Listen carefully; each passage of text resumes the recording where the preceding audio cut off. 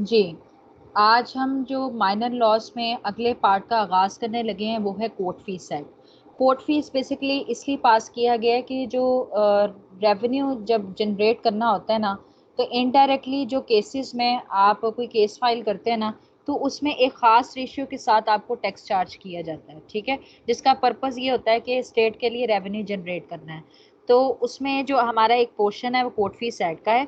उसमें एक क्वेश्चन आता है कि कोर्ट फीस एक्ट को पास करने के हवाले से क्या ऑब्जेक्ट है, मकसद क्या है और कौन से ऐसे डॉक्यूमेंट्स हैं जिसके हवाले से कोर्ट फीस अटैच नहीं होगी, ठीक है? तो इसे हम फिजिकल अनैक्टमेंट भी कहते हैं कि जिसके ज़रिए मालिया वसूल किया जाता है या रेवेन्यू जनरेट किया जाता है।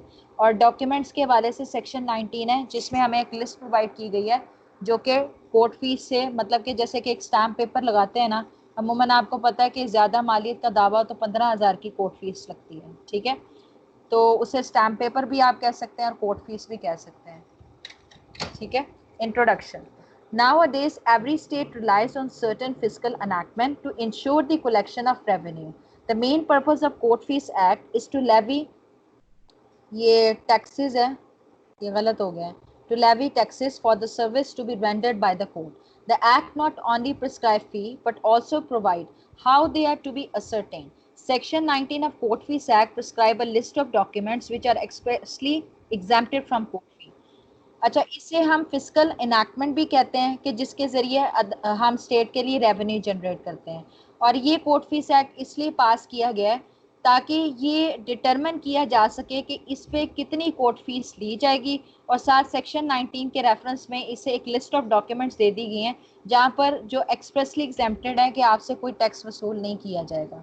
रेलिवेंट प्रोविजन आप बेशक पूरा कोर्ट फीस एक्ट लिख दीजिएगा 1817। अगर डॉक्यूमेंट्स एग्जेम्प्टेड की बात आती है तो फिर आप सेक्शन 19 का जिक्र इसमें करेंगे। Nature of the court fees act. A court fees act is a physical enactment. Enactment जो पार्लियामेंट की तरफ से लॉ पास होता है उसे एनैक्टमेंट भी कहते हैं। Entitled only to secure revenue, it is a form of taxation. Reason behind court fees act. The court fees act is only for the proceeding in the court. तो अदालत में जो आप केस फाइल करते हैं सिर्फ उससे रिलेटेड कोर्ट फीस लगाई जाती है, ठीक है? Object of court fees act. Court fees act क्यों प्रोमलगेट किया गया है? Collection of revenue, collection prior to litigation, to curtail unnecessary litigation, to test the bona fide intention, lay down rules for collection, to determination court fee, to check frivolous litigation, cost and benefits of parties, to lay down exemption. एक तो state के लिए revenue generate करना है और litigation से पहले जो भी अखराजात हुए हैं इसके ज़रिए इसको कलेक्ट किया जाता है। और जो ऐसे ही तंग करने के लिए केसेस फाइल कर देते हैं तो ये अननेसेसरी जो लिटिगेशन होती है उसको ये प्रिवेंट करता है, रोकता है। और उसमें टेस्ट किया जाता है कि क्या आप बोनाफाइड वे में, गुड फे में आपने वो केस फाइल किया था। और इसमें रूल्स लेट डाउन हुए हैं जिसके तहत रेवेन्यू कलेक्ट होता है और इसमें ये डिटरमिन होता है कि कितनी कोर्ट फीस लगेगी। और झूठे मुकदमे को इसके ज़रिए रोका जाता है। तो जहाँ पर पार्टीज़ का बेनिफिट बनता है या कॉस्ट पे करना होता है उसके मुताबिक पे किया जाएगा टू ले डाउन एग्जाम्पशन। तो एग्जाम्पशन भी यहाँ पर प्रोवाइडेड है। Scope of court fees act. Federal enactment amendment and court fees act. Federal की तरफ से ये लॉ पास किया गया, अमेंडमेंट भी प्रोवाइडेड है, सब्सटैंशियल भी है लॉ और एक प्रोसीजर लॉ भी है। Court fees act as an un Islamic law. Court fees is violation of injunction of Islam as laid down in the holy Quran and sunnah. Quran एक सुन्ना हमारी जो इस्लामिक इंजंक्शन है उसकी वायलेशन में इसे पास करदा लॉ समझा जाता है। अब नेक्स्ट हम इसमें पढ़ने लगे हैं 8 हेडिंग की सूरत में कि ऐसे कौन से डॉक्यूमेंट्स हैं जो कोर्ट फीस एक्ट से एग्जेम्प्टेड हैं। सेक्शन 19 के तहत है रिटन स्टेटमेंट, मतलब जवाब दावा जो डिफेंडेंट ने रिप्लाई सबमिट करना होता है। Letter of administration. Letter of administration से मुराद ये है कि जब कोई डिसीज़ कर गया है, उसकी कोई प्रॉपर्टी है, उसको एडमिनिस्टर करने के हवाले से, मैनेज करने के हवाले से जो अथॉरिटी लेटर इशू किया जाता है ना, उसे लेटर्स ऑफ एडमिनिस्ट्रेशन कहते हैं। इस पर भी कोर्ट फीस नहीं लगती। Petition in matter connected with land, application for service of notice, application for leave to extend cultivation. आप काश्तकारी बढ़ाना चाह रहे हो, written authority, bail bonds in criminal cases, petition of bail, petition of appeal, complaint of a public servant, application for compensation under any law, petition under Christian marriage act, application for receiving money, power of attorney, ये court fees से exempted है, इन पे court fees charge नहीं की जाएगी। बाकी मजीद इसकी explanation बढ़ाई गई है, बेशक आप एक एक लाइन में इसको आगे मजीद एक्सपैंड करते जाइएगा कि इस पे कोर्ट फीस नहीं लगेगी। अच्छा, वैसे इसमें डॉक्यूमेंट के हवाले से आती है, इसमें यह बताया गया है कि डॉक्यूमेंट एक ऐसा इंस्ट्रूमेंट है कि रिटर्न में लिखा जाता है, जिसके लिए लेटर्स, फिगर्स, मार्क्स यूज होते हैं, ठीक है, और उसका पर्पस ये होता है कि उसे एविडेंशियल प्रूफ के तौर पर या आपने उसको रिकॉर्ड करना होता है। तो जब किसी चीज़ को रिकॉर्ड करना होता है ना, तो हम लेटर्स, फिगर्स और मार्क्स की मदद से उसे रिकॉर्ड करते हैं, उसे हम लॉ की ज़ुबान में लीगल डॉक्यूमेंट कहते हैं। ये डॉक्यूमेंट भी ठीक है। रिटर्न स्टेटमेंट इस पर भी नहीं लगती। अच्छा, ये 2 दफ़ा रिपीट हो रहा है, ये यही डॉक्यूमेंट्स है, इसको आगे आपने फर्दर एक्सप्लेन कर देना है। हाँ जी, क्वेश्चन क्लियर है। मैं अपना वाला भी क्वेश्चन भेज देती हूँ, ये दूसरी फाइल आ गई है इधर। जी, क्वेश्चन क्लियर है सबको?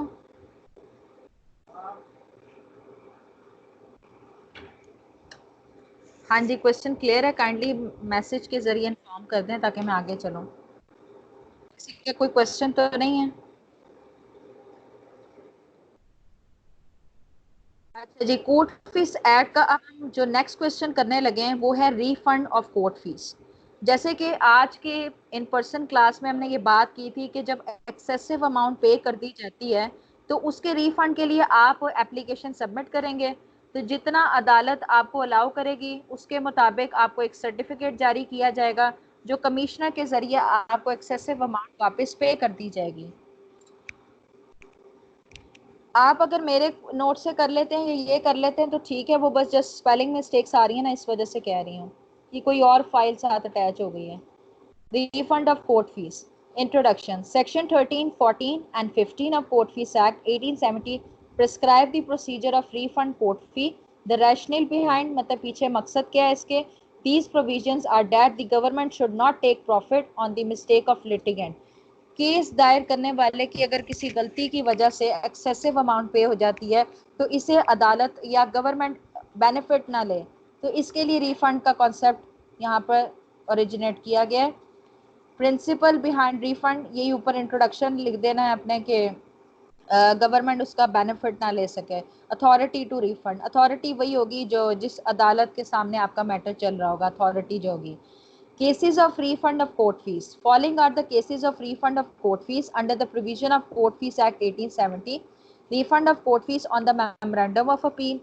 Refund on review application. Refund where court modified and correct its judgment.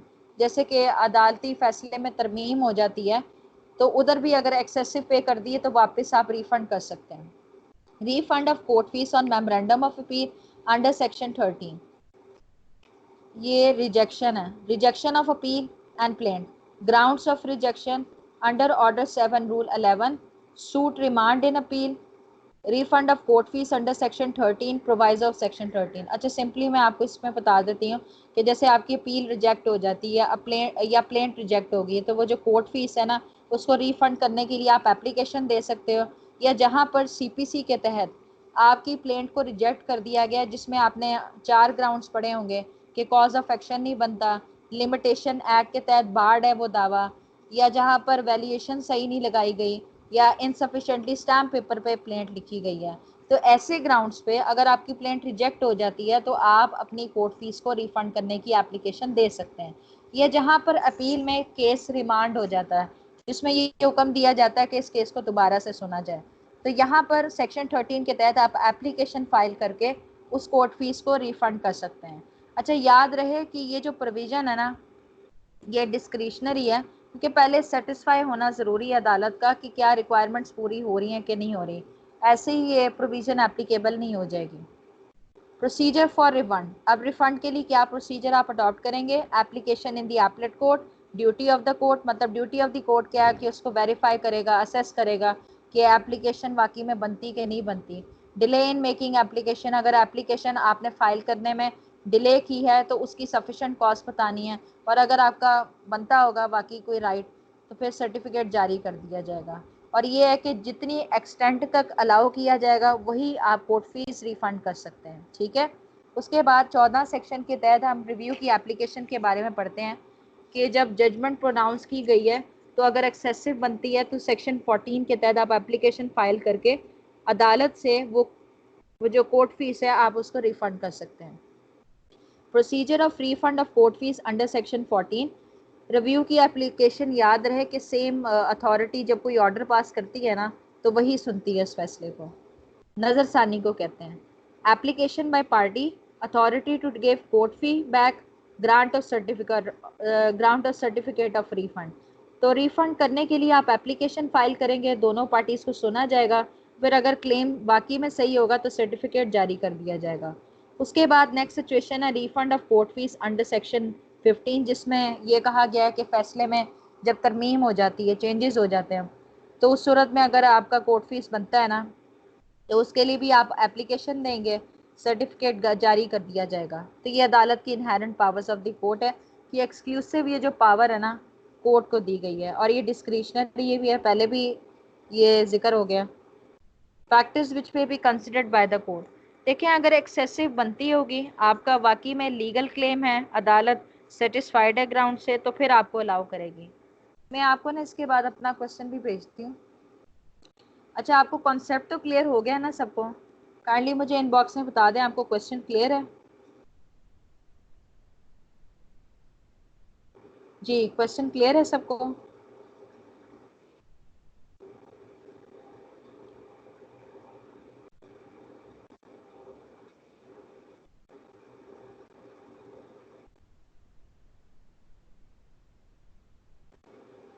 जी रहील, आपको क्लियर है?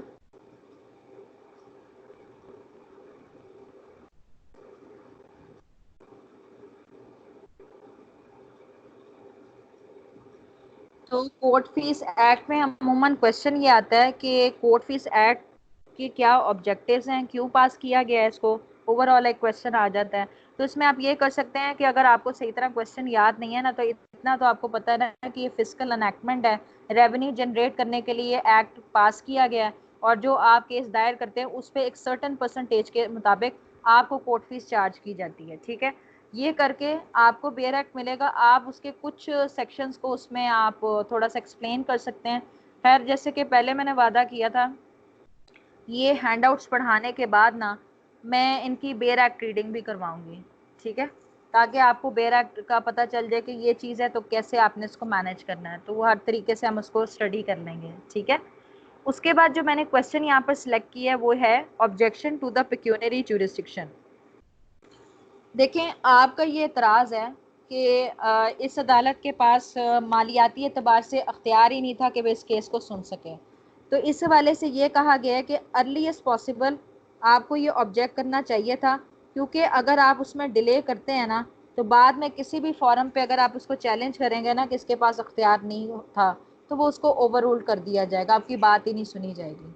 वैसे तो कहा जाता है कि जनरल प्रिजम्पशन ये है कि अख्तियार के बगैर अगर कोई फैसला दिया जाए तो प्रोसीडिंग्स नल एंड वॉइड होती हैं, लेकिन एक्सेप्शन ये है कि अगर कोई एतराज़ है तो अर्लीस्ट पॉसिबल आपने करना चाहिए। ठीक है, ये इंपॉर्टेंट है सेक्शन 11 के रेफरेंस से भी आ सकता है। ये आपको कह सकते हैं कि पेक्यूनरी जुरिस्डिक्शन के हवाले से अगर एतराज़ है तो क्या प्रिंसिपल ले डाउन हुए हैं। Introduction. General rule relating to jurisdiction is that neither consent not waiver by a party to the suit can confer jurisdiction upon a court which has no inherent jurisdiction, and that jurisdiction over the subject matter of a suit can be given only by law। अच्छा, ये general presumption है कि parties की बामी रजामंदी से या अगर कोई पार्टी अपनी राइट के ऑप्शन को अवेल नहीं करती, छोड़ देती है, इससे अदालत को जुरिस्डिक्शन नहीं मिल सकती, बल्कि अगर लॉ के तहत प्रोवाइडेड है कि अदालत का अख्तियार बनता है तब भी दी जाएगी। Section 11, however, provides an exception to the general rule and lays down that a party who has not taken objection as to the pecuniary jurisdiction of the court at the time specified cannot be allowed to dispute that jurisdiction afterwards। वही बात की गई है कि जो एक specified time period था, अगर उसमें आपने एतराज़ नहीं किया तो बाद में आप एजिटेट बगावत नहीं कर सकते कि इसके पास अख्तियार नहीं था। तो उसका एक स्पेसिफाइड टाइम पीरियड होता है जो कि अर्लीस्ट पॉसिबल आपने करना है। अच्छा, पेक्यूनरी जुरिस्डिक्शन क्या होता है? दावे की जो मालियत होती है ना, value of the subject matter of the suit, उस रेफरेंस से अगर किसी सिविल कोर्ट का ये अख्तियार है ना कि वो केस सुन सकती है, उसकी पेक्यूनरी जुरिस्डिक्शन होगी। आप इसमें मेंशन कर सकते हैं कि जैसे 2015 की अमेंडमेंट हुई थी सीपीसी में, उसमें बताया था सिविल जज फर्स्ट क्लास अनलिमिटेड ज्यूरिसडिक्शन रखता है, सेकंड क्लास 50 लाख का केस सुन सकता है, थर्ड क्लास 10 लाख का केस सुन सकता है, तो इसमें आप ऐड कर सकते हैं। General rule as to want of jurisdiction. Want of jurisdiction will render the proceeding in a court null and void. Exception. Section 11 of Suit Valuation Act 1887, Section 22 of Code of Civil Procedure. Object of Section 11. The object of legislature in enacting Section 11 was to ensure that the time and the labor spent by a court in deciding a case should not be wasted. If the party concerned has joined and gone through the trial upon merits without raising objection to pecuniary jurisdiction of the court at the earliest opportunity. अच्छा, section 11 इसलिए बनाया गया है कि जो merits के मुताबिक case decide हो गया और अगर दूसरी पार्टी ने कोई ऑब्जेक्ट नहीं किया तो प्रोसीडिंग्स वैलिड ही कंसिडर की जाएंगी। ठीक है। Scope of section 11. Section 11 prohibits an appellate court from entertaining an objection that by reason of the undervaluation of a suit, a court not having jurisdiction exercise the same unless the objection was taken in the court of first instance at or before the date on which the issues were framed or the appellate court is satisfied for reasons to be recorded by it in writing that the suit was undervalued and that the undervaluation has prejudicially affected the disposal of suits on merit. अच्छा, इसमें section 11 के तहत ये prohibit कर दिया गया है appellate court को कि अगर आपने अर्लीस्ट पॉसिबल ऑब्जेक्ट नहीं किया था और अगर मेरिट्स के मुताबिक केस डिसाइड हुआ है और अगर merits of the case affect होगा या जस्टिस के तकाजे पूरे नहीं हुए तब ऑब्जेक्शन को सुना जा सकता है, अदरवाइज एपलेट फॉरम पे भी इस एतराज़ को नहीं लिया जा सकता क्योंकि फिर एपलेट कोर्ट यही कहेगी कि ट्रायल कोर्ट में आपको एजिटेट करना चाहिए था अगर आपका पिक्यूनरी जुरिस्डिक्शन से रिलेटेड कोई एतराज़ था। ठीक है, तो इस हवाले से एपलेट कोर्ट की पावर को यहाँ पर रिस्ट्रिक्ट कर दिया गया है पिक्यूनरी जुरिस्डिक्शन के एतराज़ के हवाले से। Law regarding taking of an objection against pecuniary jurisdiction of court under section 11. अच्छा, वही बात रिपीट हुई है इसलिए मैं इसको रिपीट नहीं करूँगी। जैसे कि कहा है कि जो ऑब्जेक्शन है, अगर आपका ऑब्जेक्शन इस हवाले से कि अंडर वैल्यूएशन हुई है या ओवर वैल्यूएशन हुई है तो ये देखा जाएगा कि क्या आपने ट्रायल कोर्ट में ऑब्जेक्ट किया था। अगर ट्रायल कोर्ट पे आपने ऑब्जेक्ट नहीं किया था तो एपलेट फॉरम उसको इंटरटेन नहीं करेगी। ठीक है। स्टेज क्या है ऑब्जेक्शन करने के वाले से एट द अर्लीस्ट अपॉर्चुनिटी। अब एक्सेप्शंस क्या हैं कि जहां पर आप एपलेट फॉरम पे जाके एतराज़ कर सकते हैं। या तो ये हो सकता है कि आप नीचे वाली जो ट्रायल कोर्ट है वहां गए थे लेकिन सही तरीके से मैटर को डिस्पोज ऑफ नहीं किया गया कि, या फिर ये हो सकता है कि अनरीजनेबल जो ग्राउंड्स हैं उसकी बेस पे अदालत ने आपके क्लेम को रिजेक्ट कर दिया, तो उस सूरत में एपलेट फॉरम आपके एतराज़ को सुनेगी। Procedure to deal where court is not satisfied, it shall dispose of appeal as if there had been no defect of jurisdiction in the court of first instance or lower appellate court।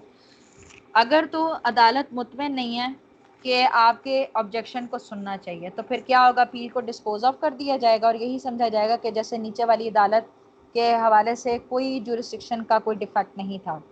Procedure to deal with appeal where court is satisfied, proceed to deal with the appeal, remand the suit or appeal or frames and refers issues for trial or requires additional evidence to be taken। आप उसको बैठाओ, मैं अभी आ रही हूँ। ठीक है, ठीक है, लाइट्स ऑन कर दो। अच्छा, इसमें यह बताया गया कि मैं अभी 10 मिनट के बाद। ठीक है। अच्छा, इसमें यह बताया गया कि अगर अदालत सेटिस्फाइड हो जाती है कि वाकई में ग्राउंड सही रीज़नेबल है तो अपील के साथ प्रोसीड किया जाएगा या फिर केस को रिमांड कर दिया जाएगा। दोबारा से कहा जाएगा कि आप इश्यूज फ्रेम करें, एडिशनल एविडेंस रिकॉर्ड करें। अगर वाकई में अदालत को लगता है कि जो ऑब्जेक्शन लिया गया है वो वैलिड है, सही मबनी है। और बाकी एप्लीकेशन ऑफ सेक्शन 11 में वही बात की गई है कि जहाँ पर अरोनियस वैल्यूएशन होती है और एतराज़ की आपने एतराज़ करना है तो उसके लिए एक आपको सही एक प्रिंसिपल बताया गया कि इस टाइम तक आप आ जाएं अपने एतराज़ को लेकर, बाद में नहीं आपकी बात सुनी जाएगी। हाँ जी, यहाँ तक क्लियर है आपको? हाँ जी, काइंडली बताएं, क्वेश्चन क्लियर है?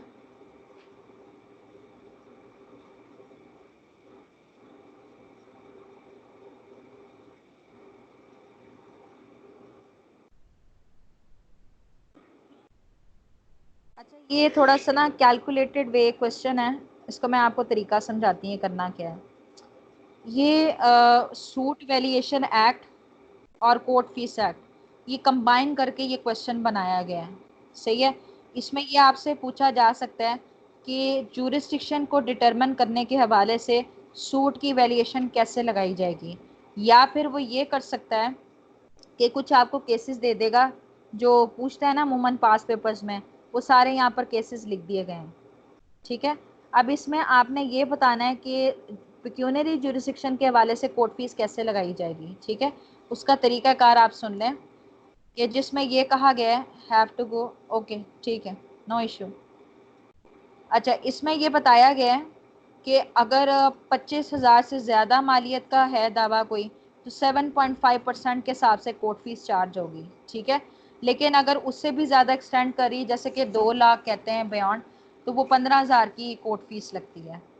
तो यहाँ पर कुछ पैरामीटर्स लेट डाउन हुए हैं, जैसे कि एजेक्टमेंट पटिशन है, एग्रीकल्चर लैंड से टेनेंट को इजेक्ट करना है, तो उसमें यह देखा जाएगा कि पिछले साल सालाना कितना रेंट रिसीव किया गया, उस पर जितना कोर्ट फीस लगता होगा ना 7.5% के हिसाब से चार्ज किया जाएगा। उसी तरह specific performance of contract for a sale of house, जिसकी वैल्यूएशन ये है, वो भी इसी तरीके से चार्ज होगा कि 25,000 से ज़्यादा होगा तो 7.5% के हिसाब से चार्ज होगा, लेकिन एक्सटेंशन इसकी 15,000 की कोर्ट फीस रहेगी। ठीक है। आगे है suit for mean profit. Mean profit का मतलब ये होता है कि जैसे आपने किसी प्रॉपर्टी की इलीगल पोजेशन एक्वायर की हुई है, तो वो जो प्रॉफिट इंजॉय कर रहा है ना, तो उसको जब आप रिकवर करने के लिए दावा दायर करोगे, तो उसमें तो क्राइटेरिया यही है कि 25,000 से कम मालियत के दावे पे कोर्ट फीस नहीं लगेगी, लेकिन उसके बियॉन्ड 7.5% के हिसाब से चार्ज होगा, और जो एक्सटेंड है वो 15,000 है। ठीक है। इसी तरह suit for declaration with consequential relief के हवाले से यही बताया गया, यही रेशियो है जो ऊपर हमने डिस्कस कर लिया। रेंडिशन ऑफ अकाउंट्स हिसाब किताब का मैटर होता है, उसमें भी इसी रेशियो से हिसाब लगाया जाएगा कि कितनी वैल्यूएशन बनती है कोर्ट फीस की। एक minute. Suit for permanent injunction.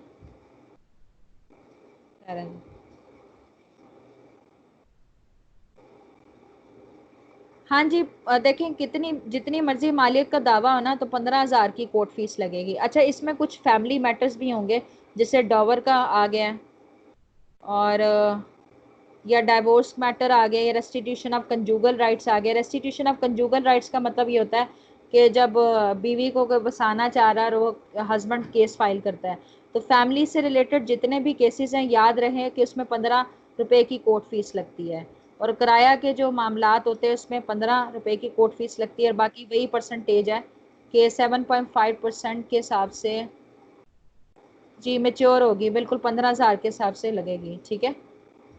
सही है। तो यहाँ तक आप इसको काइंडली इस तरह से याद करें कि सारे केसेस ये याद करें, और उसमें ये जो कैलकुलेशन है ना, सारे अमूमन सब में सेम है। ठीक है।